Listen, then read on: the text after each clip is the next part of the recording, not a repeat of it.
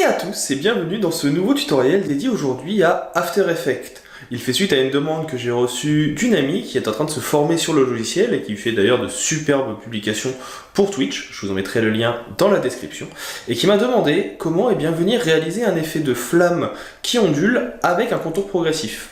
On s'est en fait rendu compte, à partir d'une de ces illustrations sur Photoshop, que quand il y a un contour progressif, donc c'est-à-dire qu'on a un effet qui va être totalement flouté de la flamme sur le côté, quand on veut utiliser les outils classiques de déformation de la marionnette ou autre, eh bien cela va effacer ce contour progressif et donc empêcher d'avoir quelque chose de très fluide.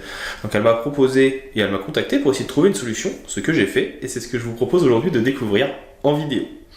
Ce tutoriel est une base de After Effects, il est dédié à tout niveau et je pense qu'il peut être utile à la plupart d'entre vous qui auraient besoin de réaliser cet effet. Je ne dis pas que c'est la meilleure des solutions, je dis juste que c'est celle que j'ai trouvée et que j'ai trouvée adéquate. Comme pour tous les logiciels, il y a énormément de possibilités, aussi bien des outils qui permettent de faire certaines choses, il peut y en avoir 2, 3, 4, 10, donc voilà, c'est à vous de vous adapter à la solution que vous préférez. Si vous en connaissez d'autres, n'hésitez pas à me les partager, moi c'est avec plaisir que je viendrai les regarder, ça m'intéresse. Si jamais la vidéo vous a plu, vous connaissez la chanson, un petit partage, un like, un abonnement, c'est tout ce qui peut permettre à la chaîne de se développer et pour ça, je compte sur vous. Dans tous les cas, je vous remercie d'avoir regardé la vidéo, je vous en souhaite un bon visionnage et je vous dis à tout de suite. Passons donc à notre petit tuto. Je vais commencer ici par venir importer dans After Effects une flamme qui m'a été remise par la personne qui m'a posé la question, qui est Abidesi. Vous retrouverez son lien dans les commentaires et dans la description. Donc ici, quand on importe un PSD, on nous demande ce qu'on veut. Un métrage, une composition ou une conservation de taille de calque en composition. Je vous recommande ceci parce que quand il y a plein de petits éléments, ça permet qu'il ne fasse pas à chaque fois la taille complète de l'espace de travail, mais juste tout simplement de votre document. Enfin, de votre calque. Je clique et je veux que les styles de calque soient modifiables. Et on clique sur OK. Automatiquement, dans le logiciel, vous allez retrouver ici dans la partie projet votre flamme aplatie dans une composition et les différents calques. Là, pour le coup, on n'en a qu'un. Je vais venir mettre ce calque dans l'espace des calques, justement. Ou alors, parce que là, comme je l'ai dupliqué, ça l'a refait, je vais double-cliquer. Et ça m'ouvre automatiquement l'élément ici. Je vais venir zoomer un petit peu pour vous montrer. Et là, la question qui m'a été demandée est très simple. Comment venir utiliser de base la déformation de la marionnette pour faire bouger la flamme? Et que l'effet de progressivité, donc vous voyez ici les petits effets progressifs de la lueur, eh bien ne se supprime pas. Parce que vous allez voir que quand on prend ici déformation de la marionnette, qui est un outil qui permet de venir placer des points et de les déplacer, eh bien il va y avoir une sorte de petite découpe qui va se créer automatiquement. Et si je déplace, eh bien la progressivité n'est pas prise en compte. C'est le problème qui m'a été soumis. Alors, j'ai fini par trouver une solution. Pour cela, il faut tout simplement, avant même de venir faire ici votre marionnette, créer un masque. Je prends ici mon outil de forme, je clique bien sur mon calque 1 pour passer en mode masque. Comment je sais que je suis dans ce mode? Vous voyez qu'il y a à côté de mon curseur ici, un petit point qui est dans un carré. C'est le même logo qui est disponible, le même pictogramme, que dans les calques de fusion ou masques de fusion sur Photoshop. Et là, je vais faire un masque autour de ma flamme.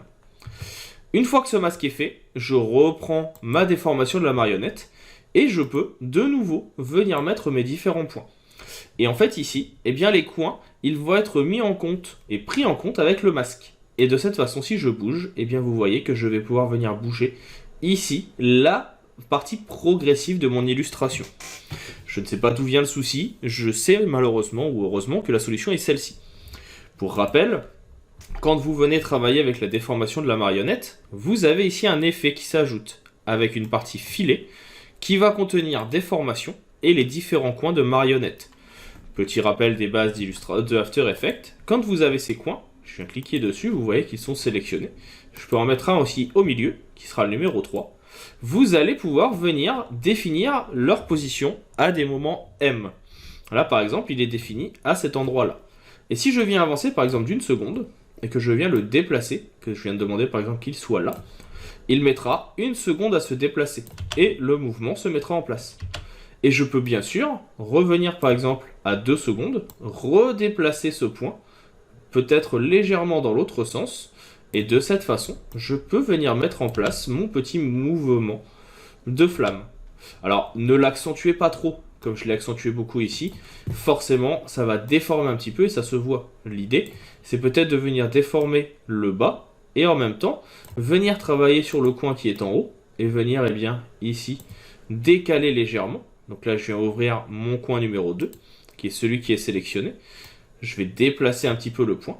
Et donc, ça va montrer que quand je vais partir dans la direction droite avec le point numéro 3, le point numéro 2, lui, va partir dans le sens inverse. Et dans le même temps, je vais pouvoir venir animer également encore une fois ce point et le faire repartir dans la direction opposée pour créer ce petit effet de mouvement. Alors là, je l'ai fait très très vite, et sur une seconde, et j'ai beaucoup élargi, c'est pour vous faire comprendre le principe. Dernière petite solution à ne pas oublier quand on fait ce type d'animation avec la déformation de la marionnette, c'est de venir faire ce qu'on appelle un lissage de vitesse. Vous faites ici une sélection de vos éléments, et vous avez ici clic droit, assistant d'image clé et lissage de vitesse. Je n'utilise pas le raccourci parce que la touche F9 sur mon ordinateur met sur pause l'enregistrement. Donc là, vous faites lissage de vitesse et automatiquement, vous allez venir ici sur quelque chose qui va être un petit peu plus doux. On peut faire la même chose au-dessus. Clic droit, donc bien sur un des points, lissage de vitesse. Et quand vous allez les sélectionner, c'est l'occasion de passer sur la courbe ici. Et en fait, ça vous montre, quand vous savez la lire, la vitesse. C'est-à-dire qu'on va avoir quelque chose qui va aller de plus en plus vite, puis ralentir, etc., etc. Ça peut être l'occasion de venir sélectionner un point et de venir accentuer justement cette vitesse dans un sens ou dans l'autre. Et de cette façon, par exemple, le mouvement, là, vous voyez qu'il va aller être beaucoup plus fluide quand vous venez tirer dans un sens ou dans l'autre. On peut bien sûr venir le faire également de l'autre côté. On sélectionne nos vitesses. On voit ici qu'elles ne sont pas lissées. Je viens demander à ce que ça aille très vite, puis que ça ralentisse tout doucement. Et pareil, ici. Et maintenant, on va avoir quelque chose qui va être donc ce qu'on appelle beaucoup plus smooth, qui peut être un mouvement assez intéressant. Ça peut être aussi l'occasion de venir faire ce qu'on appelle donc une loupe, donc une boucle. Et pour faire cette boucle, vous allez voir, c'est très très simple. On va venir cliquer sur la zone que l'on veut répéter. Donc là, on va prendre le mouvement du milieu. On vient appuyer sur la touche Alt et on vient cliquer ici sur le petit escargot. Vous voyez que votre texte passe en rouge et vous avez maintenant la partie expression. Là, je ne vais pas toucher à ça. C'est la partie qui précise comment fonctionne justement ce qu'on a déjà mis en place. Par contre, je vais sauter une ligne et je vais venir écrire ici loop. Et vous avez loop out. On vient l'écrire. On n'écrit rien dedans pour l'instant, on va juste laisser loop out. Et je vais faire la même chose sur l'autre. On va venir ouvrir ici mon élément. On voit que l'expression est également disponible. On n'oublie pas de sauter une ligne, on colle out. On voit que notre mouvement ici va prendre 2 secondes. Et si maintenant je le lance, qu'il prenne 2 secondes ou non, et bien en fait, il ne s'arrêtera plus. Il va boucler sur lui-même, encore et encore et encore, sans avoir besoin d'y passer un nombre de répétitions aléatoires. Vous pouvez le faire autant de fois que vous voulez.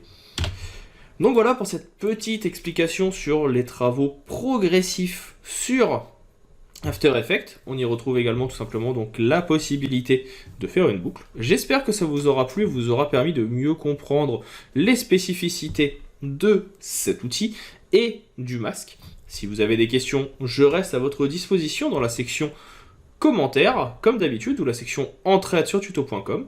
N'hésitez pas à m'envoyer un petit message, ça fait toujours plaisir. Si la vidéo vous avait été utile, vous vous abonnez, vous partagez, vous likez, ça fait vivre la chaîne et ça augmente le SEO. Je compte sur vous pour ça. Il ne me reste plus qu'à vous dire à bientôt et à vous souhaiter une bonne continuation dans l'apprentissage d'After Effects.